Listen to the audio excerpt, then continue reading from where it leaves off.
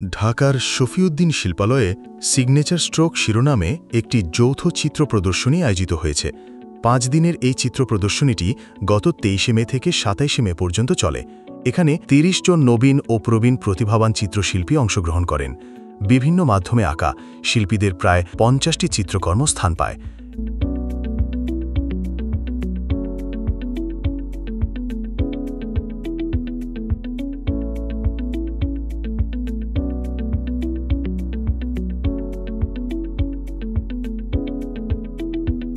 এর মধ্যে উদীয়মান শিল্পী তারেক আহমেদের দুটি চিত্রকর্ম দর্শনার্থীদের মনোযোগ আকর্ষণ করে।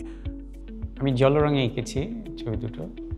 আমার এই সাম্পান নৌকো দুটো এটা সাগরের মাছ ধরার নৌকো, মানে জেলেরা তাদের বাৎসরিক যে একটা অবসর থাকে, মানে ওরা ৬৫ দিনের একটা ওদেরকে নিষেধাজ্ঞা দেওয়া হয় যে ওরা যেন মাছ না ধরে। তো এই সময়গুলোতে ওরা এই নৌকোগুলো ওদের মানে বাড়ির পাশে রাস্তার পাশে এনে রেখে দেয় এবং তাদের কিন্তু এই কর্মবিরতির সময়গুলোতে তাদের অন্য কোনো কাজ করারও তাদের কোনো সুযোগ হয় না, যেহেতু তাদের অভিজ্ঞতাও নেই। ইভেন ওই এলাকাতে আমি দেখেছি এই কাজের ওই রকম কোনো সুযোগও নেই। তারা এই মাছ ধরাটাই তাদের জীবনের একমাত্র কাজ। আমাকে ওদের সঙ্গে কথা বলে আমি এইটুকুনি বুঝেছি। তো এই ব্যাপারটা আমার হৃদয়ে খুব দাগ কেটেছে এবং এই জন্যই আমি এই সাবজেক্টটা বেছে নিয়েছি।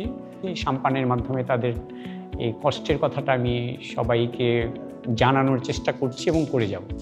এই চিত্রকর্ম দুটি আমি আমার শিক্ষক, খ্যাতনামা ফটোগ্রাফার ও কদর ফাউন্ডেশনের চেয়ারম্যান প্রফেসর ডক্টর কুদরতি খুদাকে উৎসর্গ করছি। উদ্বোধনী অনুষ্ঠানে প্রধান অতিথি হিসাবে উপস্থিত ছিলেন শিক্ষাবিদ প্রফেসর নজরুল ইসলাম এবং বিশেষ অতিথি ছিলেন শিল্পী তরুণ ঘোষ এবং শিল্পী রণজিৎ দাস। প্রদর্শনীর সমাপনী অনুষ্ঠানে উপস্থিত ছিলেন ২১শে পদকপ্রাপ্ত শিল্পী হামিদুজ্জামান খান এবং বিশেষ অতিথি ছিলেন শিল্পী আইভি জামান।